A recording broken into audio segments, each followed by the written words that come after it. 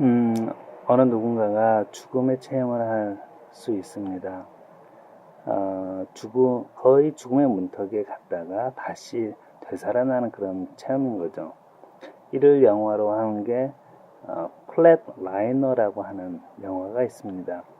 영화가 묘하게도 공포물로 바뀌어서 혹평을 받고 있지만, 그 영화 같은 경우는 의대생들이 이미 인위적으로 일시적인 순간에 죽음에 이르는 것을 통해서 자기가 평소 갖고 있지 않았던 새로운 재능을 얻게 된다는 소재를 다루고 있습니다.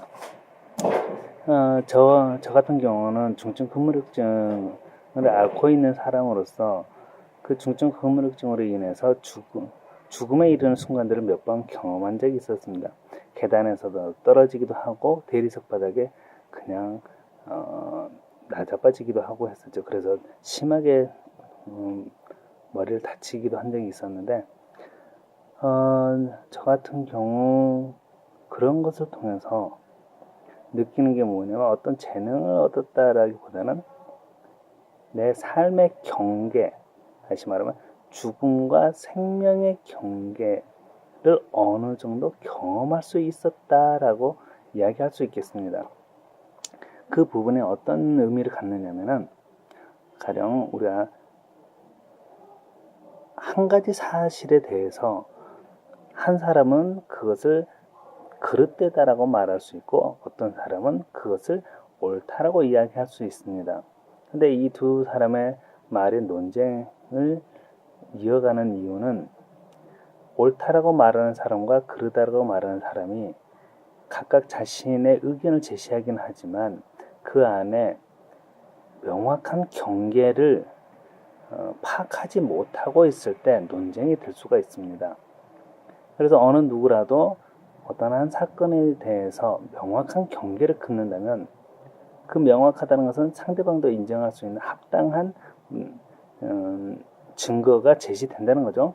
그렇게 명확한 경계를 긋을 수 있다면 그 논쟁은 더 이상 이어가지 않고 종식될 수 있습니다. 마찬가지로 죽음을 경험한 사람들은 성경에 대해서 좀 더 명확하게 다가갈 수 있다고 저는 개인적으로 생각합니다.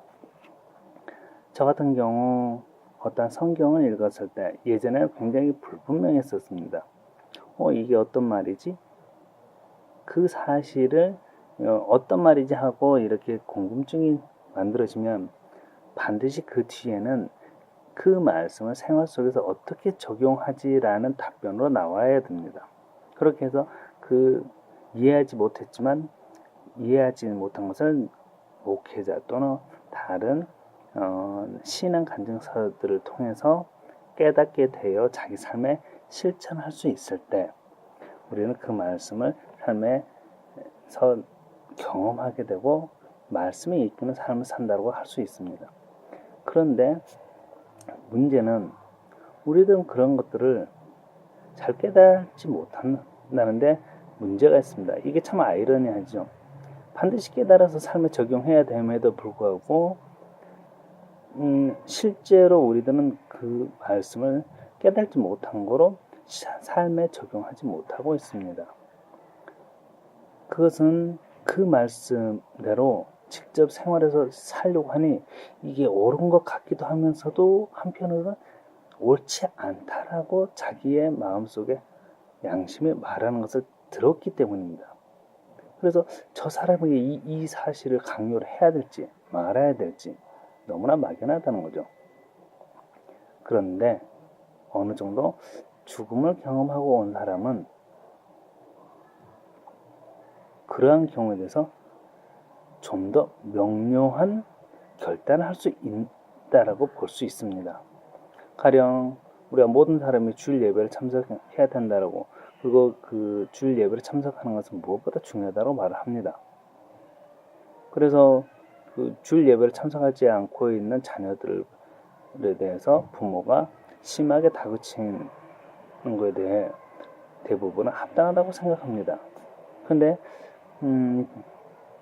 저는 그 생각이 어느 순간부터 바뀌었어요.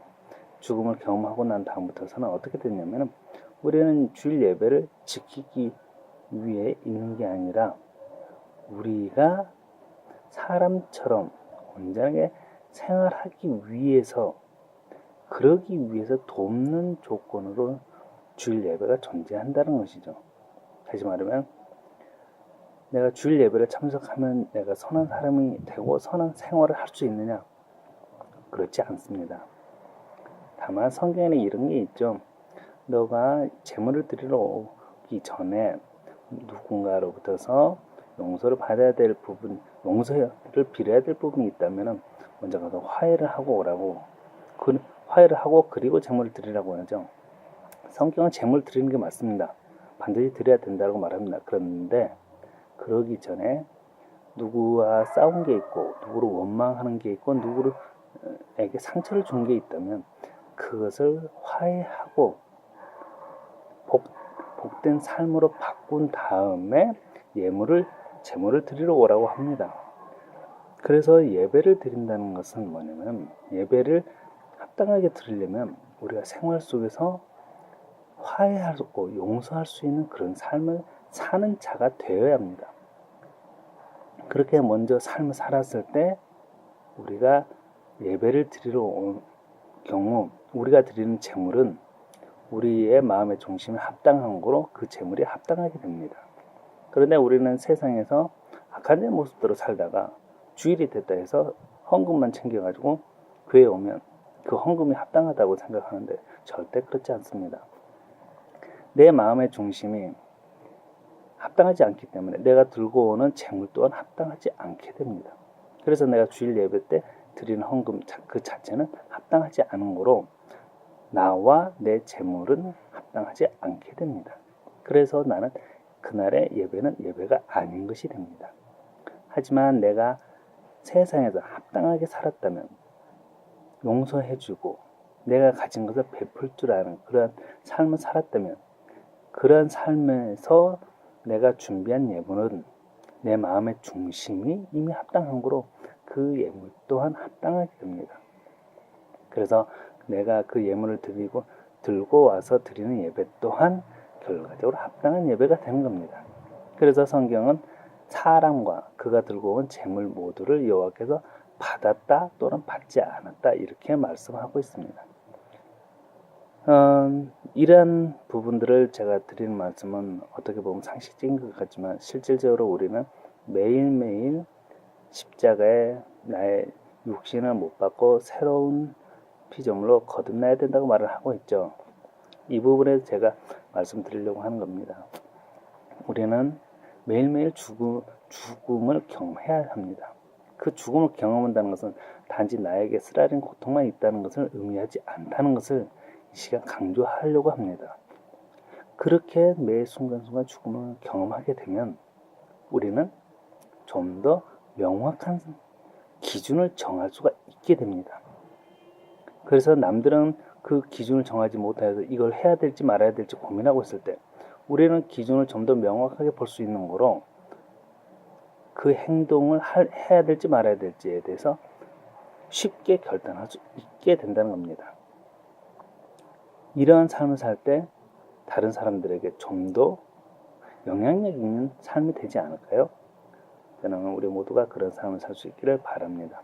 그래서 우리는 매일매일 예수 그리스도 이름을 위하여 죽음을 맛보는 그런 삶을 살 수 있는 그런 여러분들이 될 수 있기를 축복합니다. 이상입니다.